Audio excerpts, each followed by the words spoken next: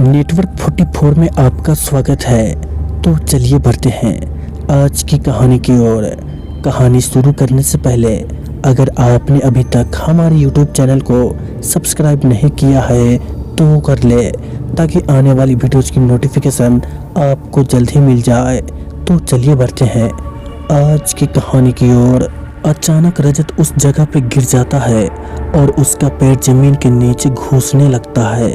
ये देखकर सपना डर जाती है और मदद के लिए चीखने चिल्लाने लगती है, लेकिन कोई भी उसकी आवाज़ नहीं सुन पाता है। सपना जब उस हवेली में मदद के लिए जाती है तो वहीं उसे किसी की होने का आभास होता है।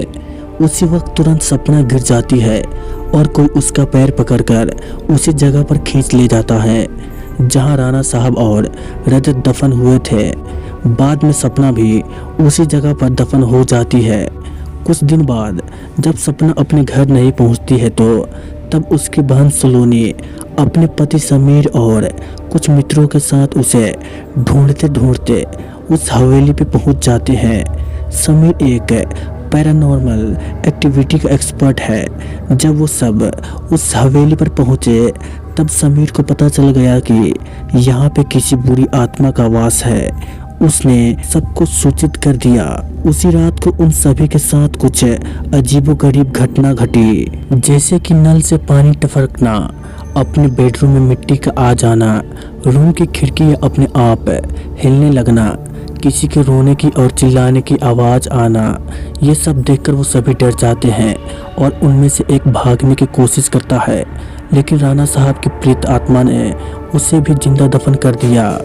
दूसरे दिन जब उन लोगों को पता चलता है कि उनका एक साथी गायब है तब वो लोग और भी डर जाते हैं, लेकिन समीर बताता है कि हमें यहाँ से बाहर निकलना है तो हमें उस आत्मा को बुलाना होगा और उनसे पूछना होगा कि वो आखिर चाहती क्या है। डर के मारे सभी लोगों ने समीर की बात मान ली और आत्मा को बुलाने के लिए तैयार हो गई। समीर ने एक रूम में सभी तैयारियां कर ली और बताया कि जब तक हम आत्मा से पूरी जानकारी नहीं जान ले तब तक कोई इस रूम से बाहर नहीं जाएगा और कुछ भी हो जाए कोई किसी का हाथ नहीं छोड़ेगा।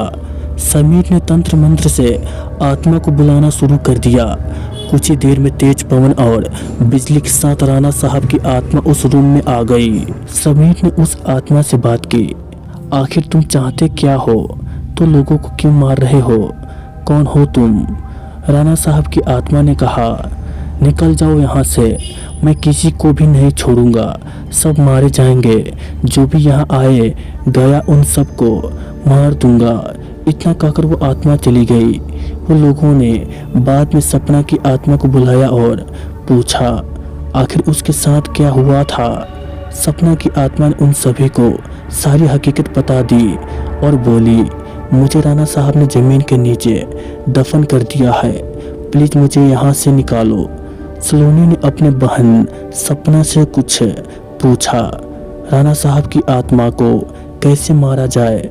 सपना ने बताया कि जहाँ राणा साहब ने हमें सबको दफनाया है वहाँ पास में माताजी का त्रिशूल है।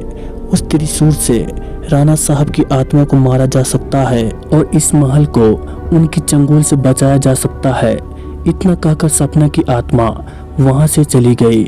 समीर, सलोनी और बाकी दोस्तों लोग तुरंत उस जगह पे गए जहाँ राणा साहब को दफनाया गया था।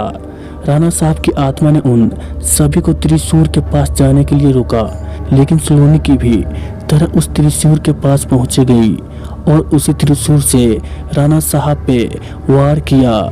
कुछ ही देर में राणा साहब और उनके साथ वो सभी आत्माओं को मुक्ति मिल गई जिसे राणा साहब ने दफनाया था। दोस्तों, आपको ये कहानी कैसी लगी प्लीज़ हमें कमेंट करके ज़रूर बताएं। अगर आपने पहली भाग नहीं देखी है तो ज़रूर देखें। तो चलिए मिलते हैं एक और डरावनी कहानी में।